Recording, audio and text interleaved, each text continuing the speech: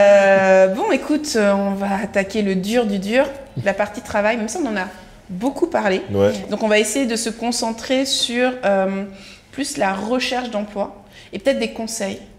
Qu'est-ce que tu conseilles? Est-ce qu'il y a des outils que tu conseilles? Comment s'y prendre en fait? Est-ce qu'il faut absolument venir ou est-ce qu'on cherche de là-bas? Tu vois, plus en mode, quel est ton retour d'expérience? Qu'est-ce que tu pourrais dire aux personnes? Prenons un exemple simple, une nana de ton âge qui est à Paris aujourd'hui qui veut venir s'installer à Abidjan et trouver du boulot parce qu'elle ne veut pas entreprendre. Tu lui dis quoi? De bien se renseigner en amont sur l'industrie qu'elle vise, sur les actualités. C'est-à-dire que tu as des choses qui ressortent sur les réseaux qui ne sont peut-être pas la vérité ici. Et c'est là où va intervenir le réseau. Je pense que le réseau, en fait, fait tout. Ok, Ici, tu es de cette maison-là? Oui. D'accord. Vraiment, parce que bon, mon emploi, j'ai eu par le réseau. J'ai eu par... je vais à l'anniversaire d'une cousine.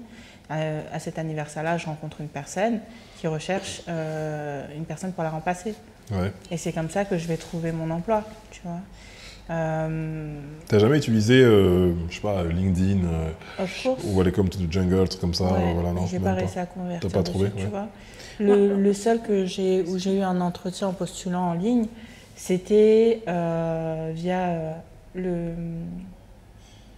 la société de Agnella. Ageloya. Ageloya. D'accord. Où j'ai eu un entretien via Ageloya en étant en France. D'accord. Et c'est là où tu te rends compte que tu es déconnecté de la réalité parce que quand j'ai cet entretien où on me propose un salaire quand même très...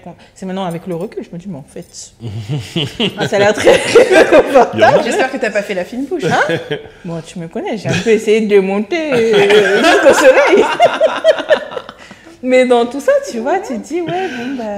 Et ça, c'était pas mal. Malheureusement, bah, quand tu arrives, le poste était gelé, etc. Et puis, mais je recommanderais vraiment de construire son réseau en amont, de venir 1 ou 2 fois pour rencontrer les personnes ici, les acteurs, pouvoir se faire une vraie idée. Et qu'ils te voient aussi. C'est se faire une idée, mais aussi se faire voir. Exactement, très important. Ça, Et après, vraiment d'être en signature au moment d'arriver, quoi. Ok. Alors moi, j'aimerais bien, et je pense que je le ferai très régulièrement, un peu, comment dirais-je, relativiser cette notion de réseau. Parce qu'aujourd'hui, quand on parle de réseau, on pense encore les réseaux à l'ancienne, où il faut appeler un ministre, un directeur. C'est du networking comme on en fait partout. En Europe, aujourd'hui, on te dit qu'après 5-10 ans d'expérience professionnelle, ton job, tu le trouves par ton réseau. C'est des gens qui te recommandent parce qu'ils ont travaillé avec toi. C'est ça. C'est la même chose. Mais si tu as trouvé un emploi, certes, tu as rencontré une personne, mais tu as surtout transformé l'essai. Et ce n'est pas du piston. Le temps du piston, le temps juste où tu appelles et on te dit « Ah oui, non, c'est toi, vas-y, je te positionne là », je pense qu'il est fini parce qu'il y a vraiment de la concurrence. Oui. Il y a des gens qui sont capables aussi. Donc, il faut aussi faire la démonstration que tu es en capacité de tenir le poste. On ne va pas juste te prendre comme ça parce que tu es tout beau et parce que tu es tout frais arrivé de Paname, quoi. Je nuancerais. D'accord. Je dirais que ça peut encore arriver, que ça arrive encore. Ici à Abidjan, ça va vite. On peut te recruter. On peut même te recruter au salaire que tu veux. On peut te recruter à 2 millions. Si tu vas, tu négocies ton 2 millions, on va le prendre. Ça arrive. Sauf qu'en fait, les 2 millions qui vont sortir pendant 3 mois, ils vont attendre du résultat.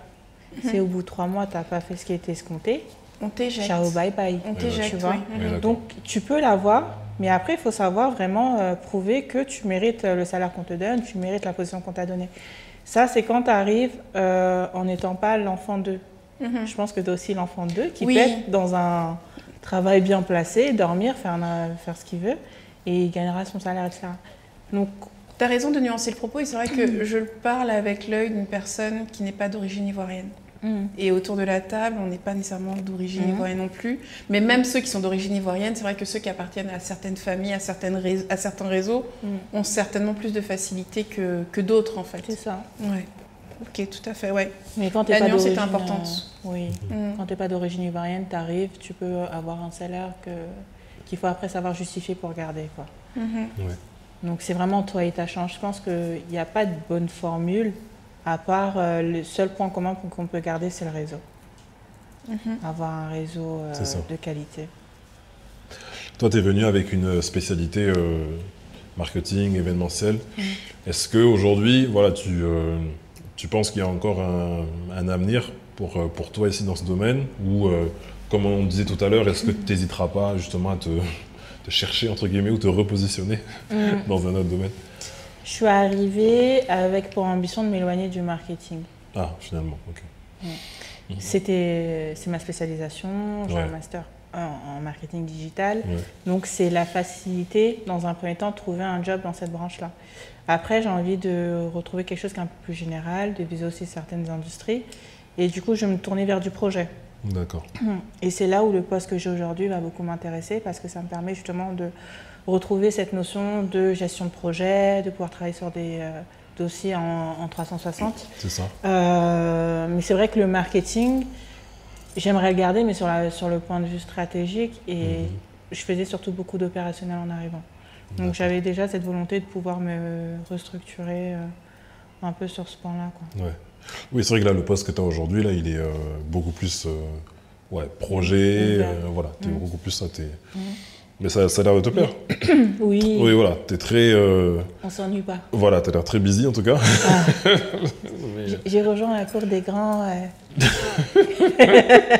Qui ça, les grands? Regarde encore. Mais alors justement, tu as rejoint la cour des grands. Est-ce que tu as des défis? Tu encadres du monde aujourd'hui? J'encadre. Est-ce que tu as des personnes que tu encadres? Non, je vais recevoir un stagiaire. Ok, d'accord. Dans le cadre d'un programme qu'on parraine, où on a un partenariat. Mais non, j'encadre personne. Mais je suis sûre, si tu veux, toute la gestion opérationnelle de la structure. Donc tu es en interaction avec beaucoup de monde. Beaucoup de parties prenantes. Ouais. Ok. Donc ma question suivante est tout à fait pertinente, finalement. La question du management, ou peut-être de la relation professionnelle, des interactions professionnelles, de la culture professionnelle ici. Est-ce qu'il y a eu des défis pour toi? Quels sont-ils? Comment est-ce que tu les surmontes? Voilà. J'ai commencé, avant d'être sur ce poste-là, en tant que responsable marketing dans une start-up. Dans cette start-up, la plupart des employés étaient des employés locaux, du coup. Et du coup, j'ai été confrontée à cette nouvelle manière de manager qui est faire attention à ne pas te faire piéger par le micromanagement. Ouais. Pourquoi? Parce que, en fait, si tu n'es pas derrière la personne, que tu ne vérifies pas, en fait, ton dossier n'avance pas. Et au départ, j'étais beaucoup dans cette relation de confiance, comme j'ai eu l'habitude de le faire dans mes autres expériences. On voit ensemble le calendrier, le cahier des charges, chacun ses missions. Et puis on se retrouve et puis tu me montres quelle est ton avancée. Si tu as un bloquant, tu viens me voir. Et en fait, je me suis rendu compte qu'ils avaient souvent des bloquants, qui ne venaient pas me voir. Mais comme je les voyais, entre guillemets, affairer sur leur ordinateur, je me disais, bon, ça avançait. Ouais, au final, et en fait, vient le moment où toi, ton supérieur vient te voir en te disant, alors du coup, on en est où? Et je me dis, ah bon, je vais aller voir aussi pour voir où ils en sont. Et rien n'a avancé. C'est ça. Et du coup, qu'est-ce que tu fais? Tu te dis, je vais prendre un peu plus de temps avec eux. Donc tu te mets un peu plus avec eux. Tu as l'impression qu'ils ne comprennent pas. Ou alors, tu parles peut-être pas le bon langage. Alors, on a des sujets quand même dans la question du langage. On ne s'exprime pas de la même manière. C'est ça. On n'emploie pas les mêmes mots. On a des accents différents. Et de part et d'autre. C'est de l'incompréhension autant pour nous que pour les personnes avec lesquelles on n'a pas les mêmes méthodes de travail. Aussi, on n'a pas la même gestion. Il faut vraiment qu'on aille à la rencontre des autres et qu'ils viennent à notre rencontre aussi. Et moi, c'est 2 hommes. Et c'est là où la partie être une femme, ça change un peu le parcours, surtout dans le milieu professionnel. Où là, je suis une femme et je suis face à 2 hommes. Donc déjà, il faut qu'ils me prennent au sérieux un minimum. Après, qu'ils se disent que je ne raconte pas forcément que des bêtises, donc ce serait bien qu'ils fassent aussi ce que je leur demande.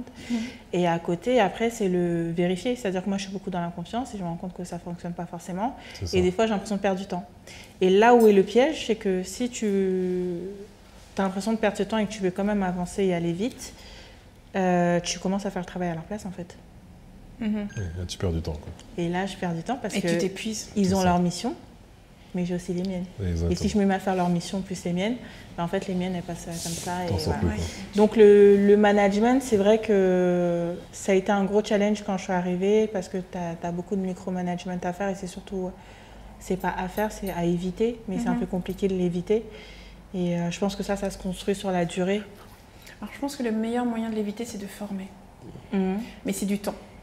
C'est-à-dire que pendant ce temps-là, en fait, mais vraiment former, c'est donner les outils au fur et à mesure et les méthodes pour que la personne apprenne à faire avec tous les écueils que ça représente. Ça demande de la patience, ça demande du temps, ça demande de la pédagogie, mais parfois tu tombes sur des personnes qui ont quand même envie et dans ces cas-là, ça vaut vraiment le coup parce qu'à la fin, quand ils seront... Enfin, quand on aura trouvé, en tout cas, on aura construit ce pont. Oui. Tu vois, parce que je ne suis pas en train de dire quand ils seront au niveau. Non, c'est pas ça. C'est quand on aura construit le pont et qu'on se sera retrouvés, c'est nickel. Oui. C'est vraiment nickel.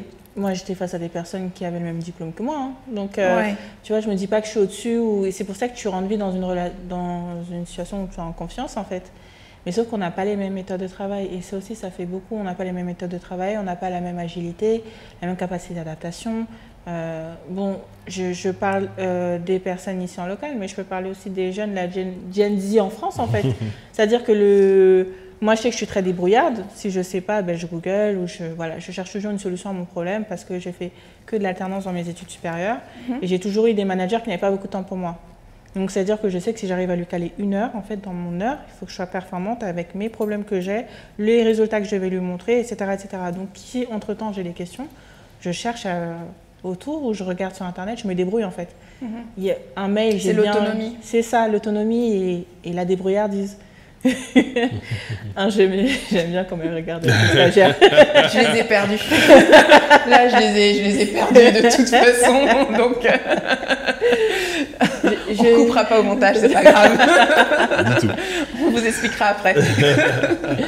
Non, je sais que j'ai eu à faire un premier mail, je sais que j'ai eu à faire un premier, un premier travail. Ouais. Et si tu ne sais pas, tu te renseignes. Et puis, si tu n'arrives pas à trouver ton renseignement, ben là, tu vas voir ton responsable en disant j'ai cherché, j'ai pas trouvé, est-ce que tu peux m'aider, tu vois. Ouais. Et ce système de débrouillardise, cette capacité d'adaptation, cette agilité, j'ai l'impression que plus on avance dans le temps, moins ils l'ont. Et c'est un peu frustrant. Tu parles des Gen Z, c'est ça? Je parle Gen Z, et puis je pense qu'ici, comme on n'a pas les mêmes méthodes de travail, tu sais, c'est un peu... On n'a pas les mêmes outils. En fait, moi, j'ai réalisé un truc. Aussi. Toi, on t'a potentiellement mis un ordinateur entre les mains depuis déjà... fin collège, lycée. C'est ça. Fin collège, mais et même avant, potentiellement avant, déjà en 6e. C'est à la maison. Au collège, c'est le CDI. Ouais. Au collège, tu avais comme voilà. Où tu fais tes recherches pour trouver ton livre. Exactement. Mais c'est vrai que, et en plus fait des études, j'ai fait une filière techno, tu vois, STG, dès la première. Moi, c'était l'ordinateur. Tu touches à du tout bureautique, donc très très tôt. Oui. Second point, on est souvent équipé à la maison. Nos parents. Mon père est un de plus en plus, on a un ordinateur portable, même si c'est pour jouer à Pac-Man. Ouais. Joe, tu as ton ordinateur. Tu vois ce que je veux dire? Donc, en fait, tu as ça dans ton environnement au quotidien, alors qu'ici, je pense que ça arrive plus tard. C'est vrai. Ça arrive, à mon avis, après le bac, peut-être quand ils rentrent à l'université ou qu'ils font certaines formations bac plus 2. Mais il y a 10 ans, hein, c'est vrai, d'écart. Et ça joue. Moi, c'est ce que je disais déjà tout à l'heure. Tu as beaucoup de dextérité sur ton ordinateur. Et tu te rends compte, mais c'est un autre contexte. Et puis s'acheter un ordinateur portable aujourd'hui, c'est un coût. On revient au SMIC qui est à 75 000, au salaire du responsable comptable qui est à 400. Un ordinateur, c'est au moins 350 €. Ouais. C'est coûteux, quoi. Je suis tout à fait d'accord, mais à la fois je suis d'accord, mais je me dis aussi que ça justifie pas la débrouillardise. Ça justifie pas tout. Ils sont pas débrouillards. Après, il y a l'état d'esprit, la capacité à aller rechercher l'information. Ouais. Mais ça vaut comme une personne ivoirienne ici qui a grandi comme un Français de Boulogne, en fait. Oui, c'est Gen Z, tu vois. C'est valable pour tout le monde. Ouais, tout à fait.